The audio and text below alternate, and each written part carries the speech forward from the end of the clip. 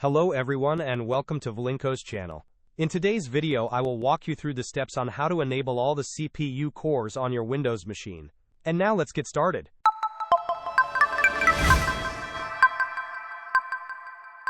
To begin, you will need to access the System Configuration tool. You can do this by pressing the Windows key and typing Run in the search bar, then typing msconfig and pressing Enter. Alternatively, you can right-click on System Configuration in the search results and select Run as Administrator.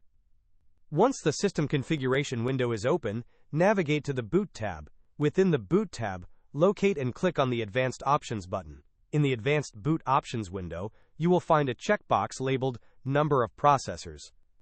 Check this box. Then, click on the drop-down menu next to it and select the maximum number of cores your CPU has. For example, if your computer has 4 cores, select 4. It is worth noting that enabling all CPU cores might improve performance if your hardware supports it.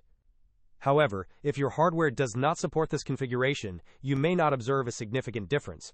After selecting the number of processors, click OK in the Advanced Boot Options window, then click Apply and OK in the System Configuration window. You will be prompted to restart your computer. Once your computer restarts, all the CPU cores on your Windows machine should be enabled. Hope this was helpful. Don't forget to like and subscribe if you enjoyed. As always, thanks for watching, and I will see you in the next video.